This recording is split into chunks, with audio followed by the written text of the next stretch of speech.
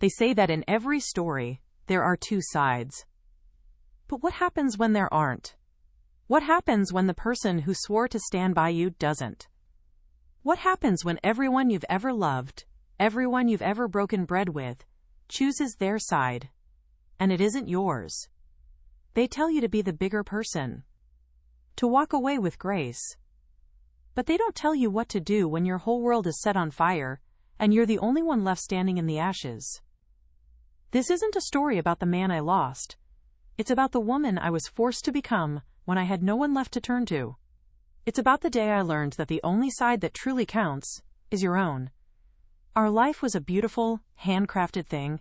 I truly believed that. Our house wasn't just a structure of wood and drywall, it was a testament to us. I remember the feel of the cool plaster under my hands as we skimmed the walls in the living room, laughing as we smudged it on each other's faces. He laid the hardwood floors, board by painstaking board, while I chose the perfect shade of blue for the kitchen cabinets. This house held the echo of every dream we'd ever shared. It was our fortress. And our friends, they were the family we chose. They weren't just guests at our dinner parties, they were the bricks and mortar of our social world.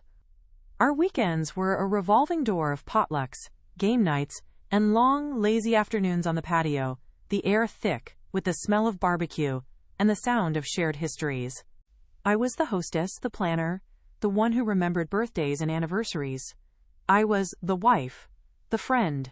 My identity wasn't just mine. It was woven into this intricate tapestry of us. I saw my reflection in their eyes and believed I was whole. It was a perfect illusion, and like all illusions, it was fragile enough to be shattered by a single, careless truth. The discovery wasn't a whisper. It wasn't a slow, dawning suspicion. It was an earthquake. A text message, seen over his shoulder by chance. A message not meant for me, glowing on the screen with a casual intimacy that felt like a physical blow. The words were simple, but they leveled 20 years of my life in an instant. The air left my lungs. The floor dropped out from under me. In that 1 second, the man I knew, the life I had, the future I was sure of, it all vanished. And in that gaping void of pain and disbelief, I did the one thing our society screams at women not to do. I didn't retreat into quiet dignity. I didn't schedule a therapist appointment. I didn't call a lawyer. I drove to her house. I needed to see the face of the woman who had taken a silent hammer to the foundations of my world. The confrontation wasn't a scene from a movie. There was no witty dialogue, no triumphant moment. It was a raw, guttural scream from a place of absolute desperation. It was the primal roar of an animal caught in a trap, fighting for a life that was already bleeding out on the pavement. I wanted answers. I wanted remorse. I think, more than anything, I wanted another woman to look at me and acknowledge the devastation she had helped create. I expected solidarity, or at the very least, a quiet, shared understanding of the pain we inflict on each other. What I got was a cold, calculated performance of victimhood. And what came next was a betrayal so profound it made the infidelity feel like a minor offense. The court of public opinion, held in text chains and whispered phone calls I was no longer a part of, convened. And the verdict was swift and unanimous. I was the crazy one. I was the unhinged ex-wife, the bitter, hysterical woman who couldn't handle the truth. My husband, the man who had vowed to protect me, masterfully painted a portrait of a marriage that was already broken, a life from which he needed rescuing. And she, the other woman, was cast as the innocent bystander caught in the crossfire of my meltdown. The silence was the first sign. My phone, once a constant chorus of notifications and calls, went quiet. Lifelong friends, women I had held through divorces and illnesses, suddenly had nothing to say. The weekly dinner invitations stopped. I saw photos online of them all together, at our favorite restaurant, laughing, toasting. A new tapestry was being woven, and my thread had been violently pulled out. I didn't just lose a husband. I lost my community. I lost my reputation. I was judged, condemned, and exiled from the very life I had dedicated myself to building. In my moment of deepest pain, I found myself utterly and completely alone. The silence in the house was the loudest sound I had ever heard. It was a physical presence, pressing in on me from all sides. Every room was a museum of a life that was no longer mine. The 2 coffee mugs by the sink, his indentation on the couch. The photos on the wall of a smiling couple who were now strangers to me. For weeks, I walked through those rooms like a ghost, haunting my own past. The grief was a heavy blanket I couldn't throw off. And it wasn't just for the marriage, it was for the friendships, for the woman I thought I was. I'd look in the mirror and see a hollowed-out version of myself. Her eyes were filled with a confusion I couldn't soothe. Who was she? Who was I, without the title of his wife? Who was I, when everyone I trusted had chosen the other side?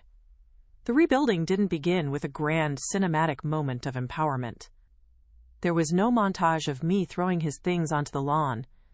It started with the smallest, most defiant acts of survival.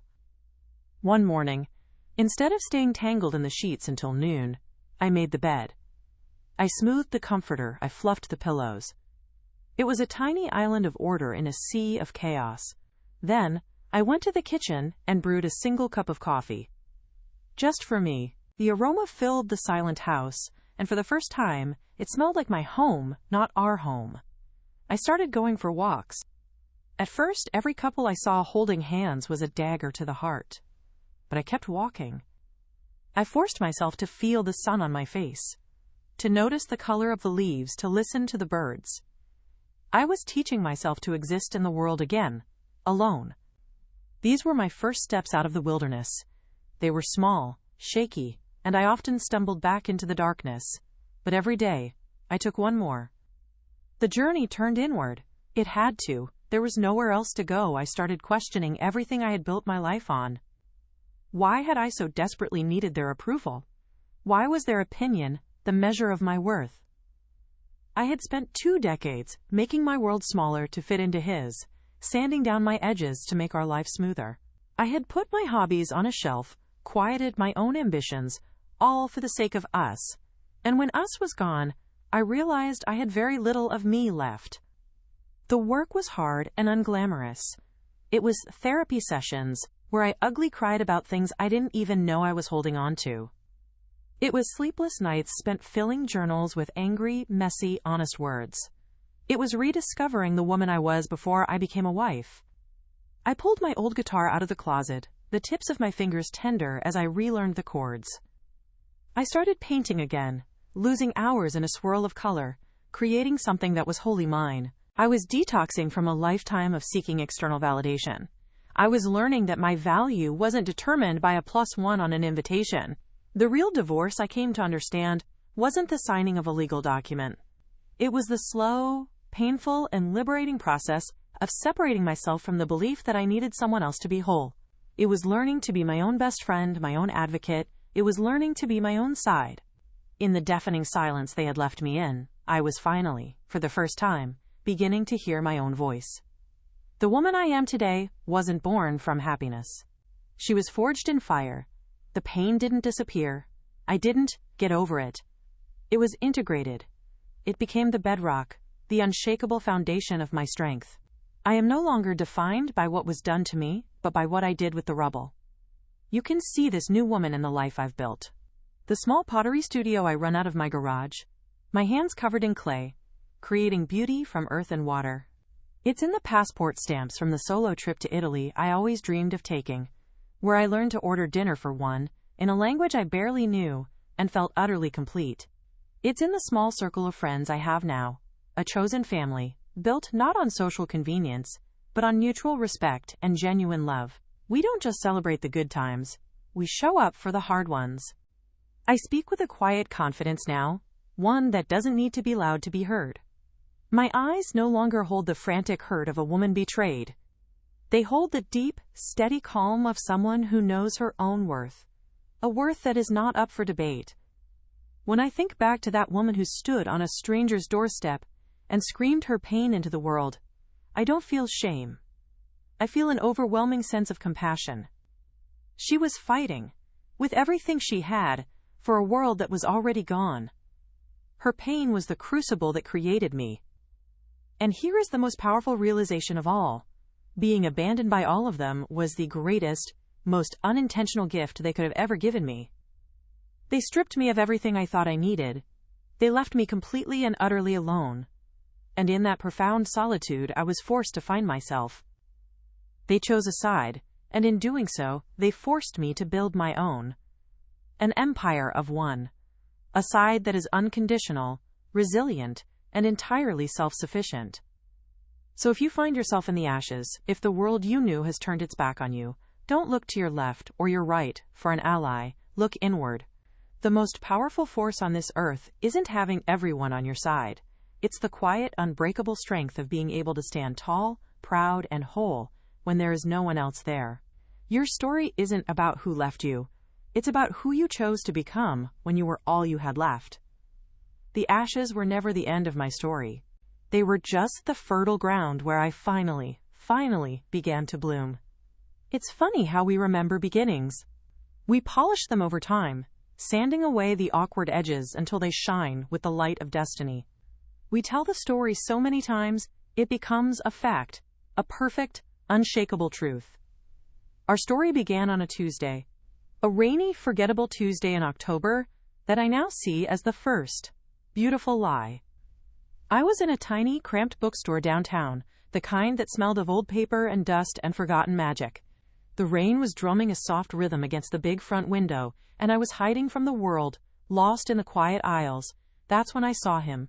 He wasn't doing anything remarkable. He was just standing in the history section, running his fingers along the spines of the books with a kind of gentle reverence. My first impression wasn't a lightning bolt. It was quieter than that. It was a feeling of recognition, as if I'd known him in some other life. He had kind eyes. That's the first thing I truly noticed. They crinkled at the corners when he smiled, which he did when he saw me watching him. It wasn't a predatory smile, not the kind you brace yourself for. It was warm and open, an invitation. He was wearing a worn-out denim jacket and had a smudge of what looked like paint on his cheek. He looked real, grounded. We started talking, right there in the aisle between world wars and ancient civilizations. He asked me what I was reading, and he actually listened to the answer. He didn't interrupt. He didn't try to impress me with his own knowledge. He just listened, with this focused intensity that made me feel like I was the only person in the room. He was a carpenter, a builder. He spoke about wood, the way a poet speaks about words. He saw the story in the grain, the potential in a raw, unfinished piece of timber. He seemed to believe that anything broken could be mended, that anything could be built to last, if you just had strong enough hands and a patient heart. He was hope, personified in a denim jacket. I think what drew me in, more than his smile or the sound of his voice, was that sense of safety he projected. In a world that felt chaotic and uncertain, he felt like an anchor. He seemed to possess a quiet, unshakable confidence that I craved. He wasn't loud or arrogant. He was just solid, like an old oak tree, the kind you could lean against during a storm and know you wouldn't fall. There's one night from that early time that I've replayed in my mind 1,000 times. It was maybe our 4th or 5th date. I had just moved into a new apartment, a tiny walk-up with crooked floors and walls as thin as paper. I'd bought a bookshelf, one of those impossibly complicated ones that comes in a flat box with 1,000 screws and a manual written in hieroglyphics. I'd been struggling with it for hours, on the verge of tears and ready to just throw the whole mess out the window. He showed up at my door with 2 pizzas and a 6-pack of beer, took one look at the chaos, and just grinned, that warm, easy grin of his. He didn't take over. He just sat on the floor with me, amidst the scattered pieces and confusing diagrams, and said, "All right, let's build your fortress." We spent the next 3 hours laughing, getting frustrated, drinking cheap beer, and putting this thing together. It was a team effort. He'd hold the pieces steady while I fumbled with a screwdriver. I'd decipher the instructions while he figured out which screw went where. And when it was finally done, standing a little wobbly, but undeniably a bookshelf, he didn't even look at it. He looked at me, his face smudged with dust, his eyes glowing in the dim light of my living room. He reached out, tucked a stray piece of hair behind my ear, and said, "See, we can build anything, as long as we do it together." In that moment, sitting on the floor of my tiny apartment, sharing a cold slice of pizza, I believed him with every fiber of my being. I saw our whole future laid out before us, a life built board by painstaking board, a fortress against the world. It was the most convincing promise I had ever heard. And I didn't know, I couldn't have known, that he would be the one to one day burn it to the ground. That feeling of building something together, it became the entire foundation of our relationship. It wasn't a question of could we would get married, but simply how the next part of the blueprint would be drawn. The transition from dating to marriage felt as natural and necessary as laying a foundation before you raise the walls. We had outgrown my tiny apartment and his bachelor rental. We were ready for a place of our own, not to buy, but to build. He found the plot of land first, a few acres just outside of town, with a gentle slope and a cluster of old oak trees that looked like they held the wisdom of generations. He brought me there at sunset. The sky was a blaze of orange and purple, and he stood in the tall grass, his hands in his pockets, and just watched me take it all in. He didn't have to sell me on it. I could already see it. I could see the porch swing, and the vegetable garden, and the tire swing hanging from the thickest oak branch. The proposal happened there, a few months later. It wasn't a surprise, not really. It was a confirmation. By then, the foundation had been poured, and the wooden frame of the house was up.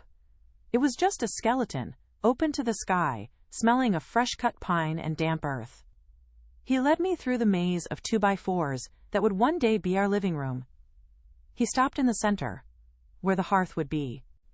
There was no ring box. He didn't get down on one knee. He just took both of my hands in his palms, rough and calloused from the work. His eyes were so clear, so steady. "I don't just want to build this house with you," he said, his voice low and certain. "I want to build a life in it.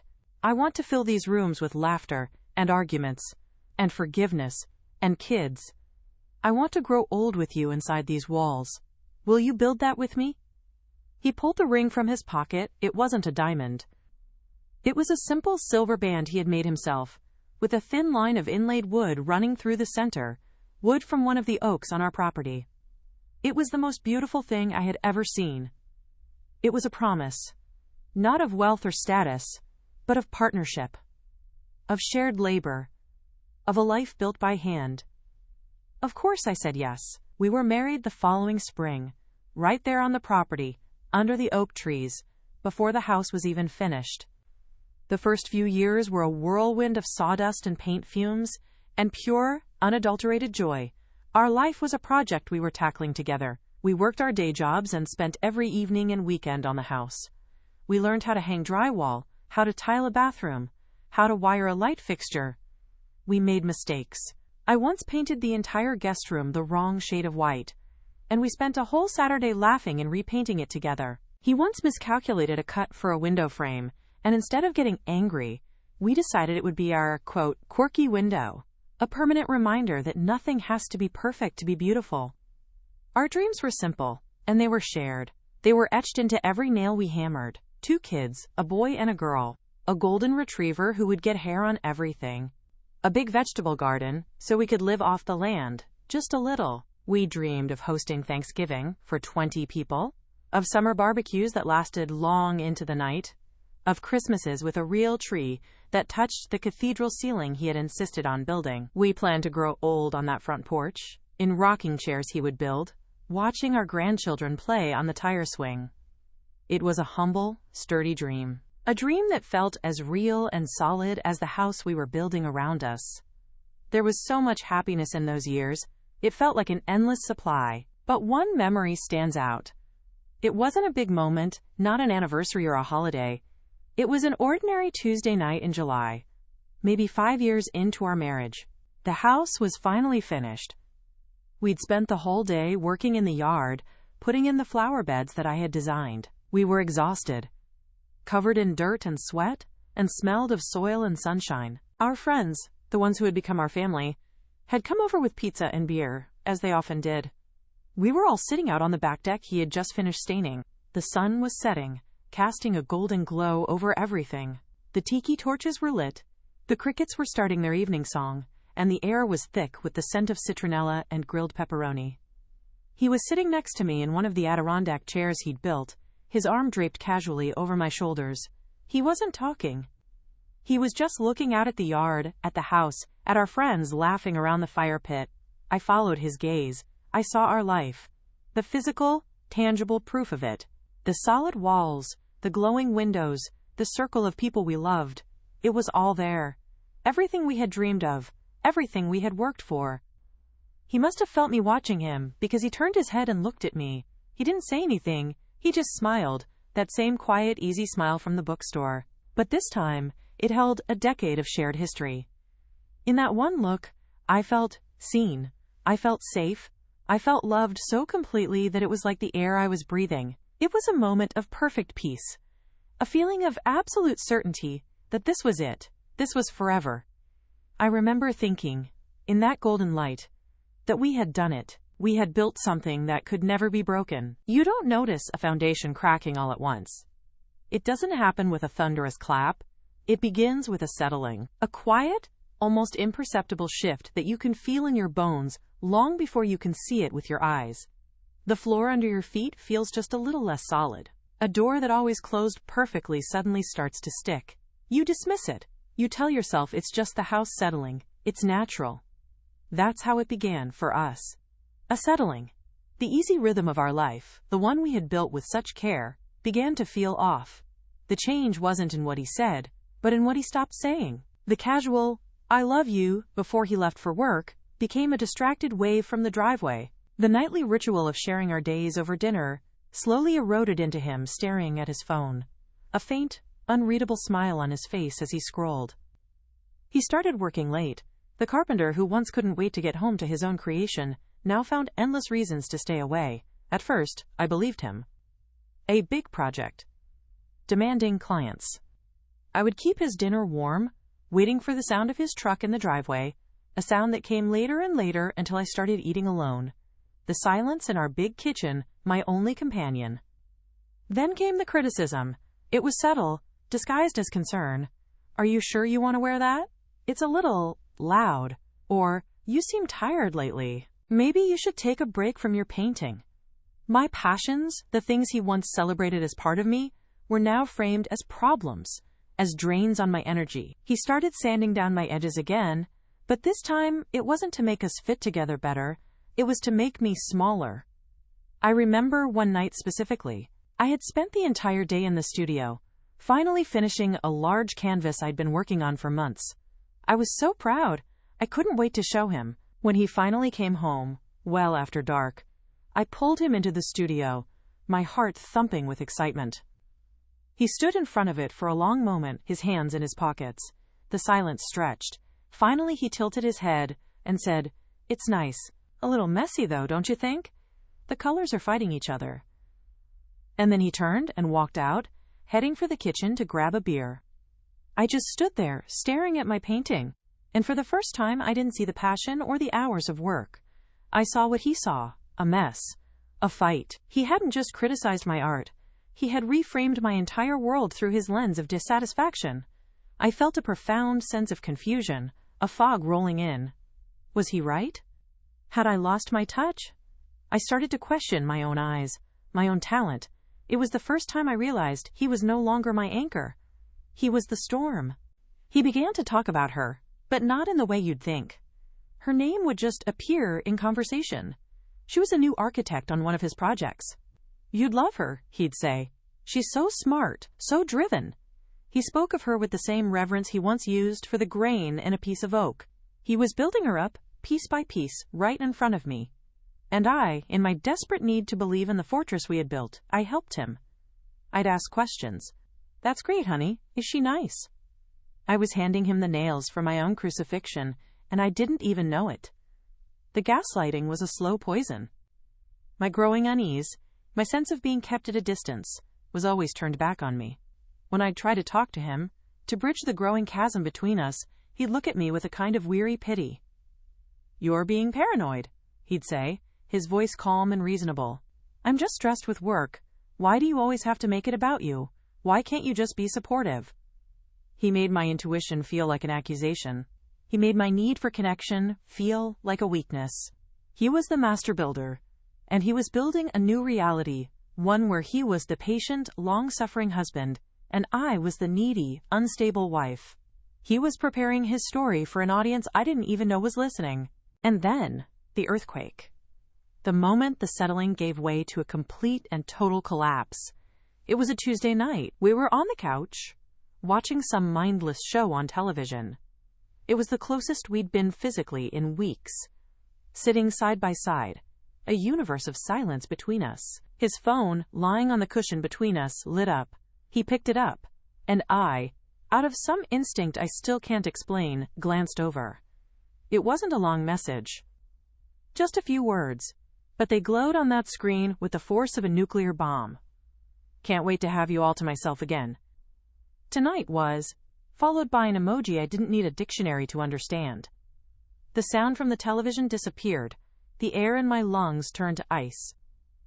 My heart, which had been aching with a dull sadness for months, seemed to stop altogether. It was like the world had gone into slow motion. I could see the dust motes dancing in the lamplight. I could feel the rough texture of the couch cushion under my fingers. And I could see the words burned onto the back of my eyelids. My voice, when it finally came, was a whisper. It didn't sound like my own. Who is that? He didn't flinch. He didn't stammer or try to hide the phone. That was the most chilling part. He just slowly turned his head and looked at me. His kind eyes, the ones I fell in love with in that bookstore, were gone. In their place was something cold and hard, like slate. You weren't supposed to see that, he said. Not, I'm sorry. Not, it's not what you think. Just, you weren't supposed to see that. My discovery wasn't the tragedy. Getting caught was the inconvenience. In that instant, the man I had spent 20 years loving, the man who promised to build a life with me, vanished. In his place was a stranger. A cold, calculating stranger who had been living in my house, sleeping in my bed, and methodically planning its destruction. The betrayal wasn't just the act itself. It was the lie. It was the months of careful, deliberate deception. The emotional manipulation wasn't a byproduct of his unhappiness. It was a tool. It was the groundwork he laid to ensure that when the house finally came down, I would be the one buried in the rubble, looking like the cause of the collapse, not its victim. The silence that followed his words was more violent than any scream. You weren't supposed to see that.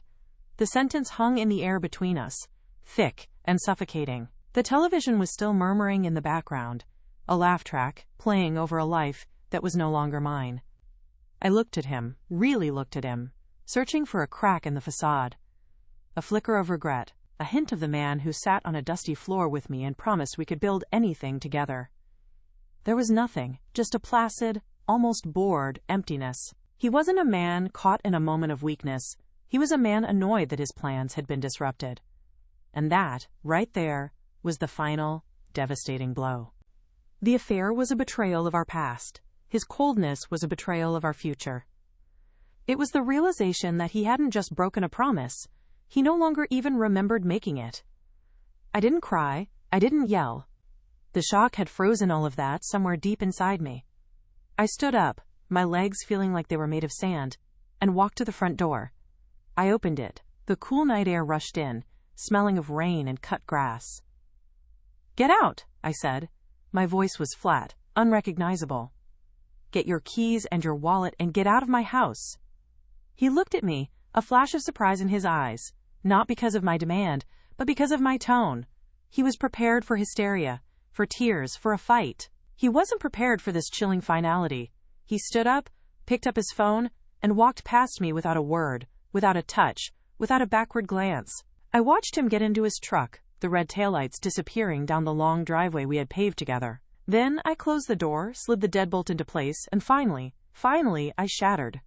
The word divorce wasn't spoken in a heated argument. It was delivered a few days later, in the sterile light of the kitchen. He had come back to talk, which really meant he had come back to manage the narrative. He sat at the kitchen island, the one I had chosen the granite for, and started to explain. He used words like unhappy, grown apart, needed something different. He was building his case, laying the foundation for his own blamelessness. I let him talk. I listened to him rewrite our history, turning our shared dreams into my personal failings. He painted me as demanding, as emotionally distant, as the reason he had to seek comfort elsewhere. It was a masterful performance. And when he was finished, when he had laid out all the reasons why our marriage had to die, I looked him straight in the eye, and gave him the ending he had been writing all along. "I want a divorce," I said. The relief on his face was the ugliest thing I have ever seen. It was instantaneous and absolute.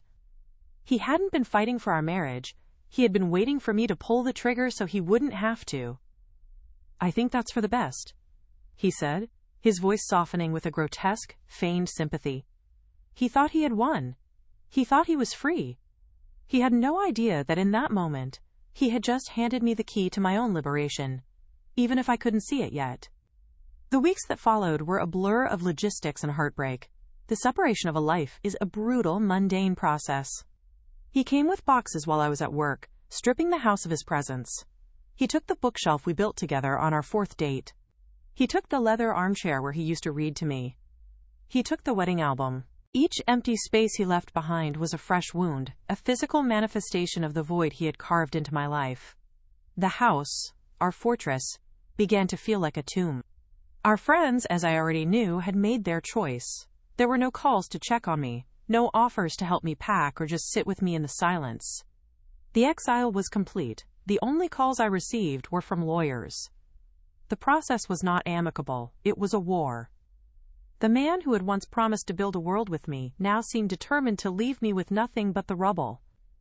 The house, our house, the one that held the sweat and laughter of our youth, became the central battleground. He argued that he had built it with his own 2 hands, that it was a product of his labor. He brought our friends in to testify to my emotional instability, using the raw pain of my confrontation with her as proof that I was unhinged, undeserving. It was a systematic dismantling not just of our assets, but of my character, my sanity.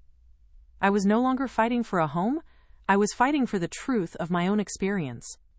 The hardest day was the final mediation. It was held in a soulless conference room downtown, with beige walls and a long, polished table that felt a mile wide. He was on one side with his lawyer. I was on the other with mine.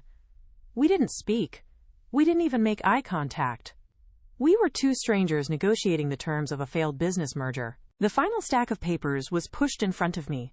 Page after page of legal jargon that boiled 20 years of a life down to asset allocation and spousal support. I picked up the heavy, black pen. My hand was shaking so badly I could barely form the letters of my own name. The name he had given me, the name I was about to give back. I looked across the table, just for a second, and saw him signing his name with a quick, dismissive flourish, like he was signing a credit card receipt. Then it was my turn.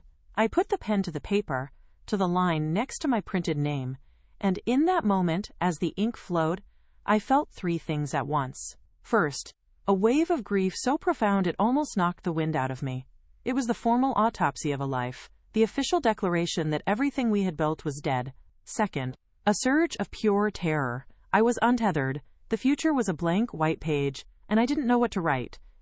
But underneath it all, there was something else. A tiny, fragile, but undeniable flicker of relief. The war was over. The fight was done. By signing that paper, I was no longer his wife. I was no longer defined by his betrayal or his judgment.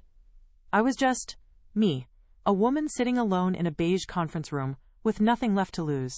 And as I walked out of that building, and into the blinding afternoon sun, I realized that when you have nothing left to lose, you are finally, terrifyingly, completely free to begin again. Freedom doesn't arrive like a guest at the front door. It seeps in through the cracks. In the first few months after the divorce was final, the house was a cavern of silence. I had won the battle for the walls, for the structure, but the victory felt hollow. I was the queen of an empty castle, haunted by the ghosts of laughter and dinner parties. The quiet was a physical weight. Every creak of the floorboards, every hum of the refrigerator, was a reminder of my profound, suffocating aloneness. Some days, the grief was a tidal wave. It would pull me under, and I would spend the day in bed, tangled in sheets that still held a faint, phantom scent of him. I was grieving the man I thought he was, the future I was promised, and the woman I used to be. But then, there were other moments. Glimpses. I remember one morning, standing in the kitchen, making coffee, and realizing I could listen to whatever music I wanted. Loud. I could leave my painting supplies all over the dining room table for a week, and no one would complain. I could eat cereal for dinner, standing over the sink, without an ounce of judgment. These weren't grand epiphanies, they were tiny, flickering sparks of liberty in the dark. The realization that my life, for the first time in 20 years, was utterly and completely my own. The healing wasn't a straight line. It was a messy, circular path. I finally went to therapy, not to fix what he had broken, but to excavate what I had buried. I sat in a comfortable chair across from a woman with kind eyes, and I fell apart. I cried for the girl who thought she needed a man to be safe. I raged for the woman who made herself small to keep the peace. I uncovered a lifetime of seeking approval, of measuring my worth by how well I served others. It was the hardest work I have ever done, facing the truth that the fortress he and I built was also my prison. Slowly, I began to rebuild, not from his blueprint, but from my own. I pulled the old guitar out of the closet, and my fingers, soft and clumsy at first, found the chords again. I started singing, my voice rusty and quiet, but it was mine. I started painting again, not with the frantic need to prove something, but with the simple joy of creation. I turned the guest room, the one I once painted the wrong shade of white, into my studio. I covered the walls in canvas and the floor in drop cloths, and I made a glorious, beautiful mess. I took the house back, room by room. I painted the living room a deep, moody teal he would have called impractical. I sold the heavy, dark furniture we had chosen together and bought pieces that were light and comfortable. I filled the walls not with pictures of us, but with my own art, with photographs from my past, with mirrors that reflected a single, whole person back at me. I was no longer a ghost in my own home. I was its architect. My life today looks nothing like it did before. I still live in the house, but it feels completely different. It's no longer a monument to a failed marriage. It's a testament to my resilience.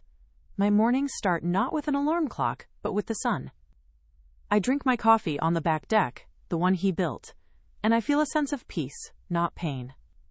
I run a small online business out of my studio, selling my paintings and teaching workshops. My hands are almost always stained with paint, and I have never felt more like myself. The biggest change isn't in what I do, but in who I am. The frantic need for validation is gone. I've learned that my worth is not a consensus. It's a quiet internal fact. I learned that love shouldn't require you to sacrifice the core of who you are. True partnership is about two whole people choosing to walk together, not two half people trying to complete each other. The woman I am now is calmer. She listens more than she speaks. She trusts her own intuition without question, because she knows it was the one voice that was telling her the truth all along. Have I forgiven him? That's a complicated question. I don't think forgiveness is about absolving someone for the pain they caused. I don't wake up and wish him well, but I have forgiven the situation.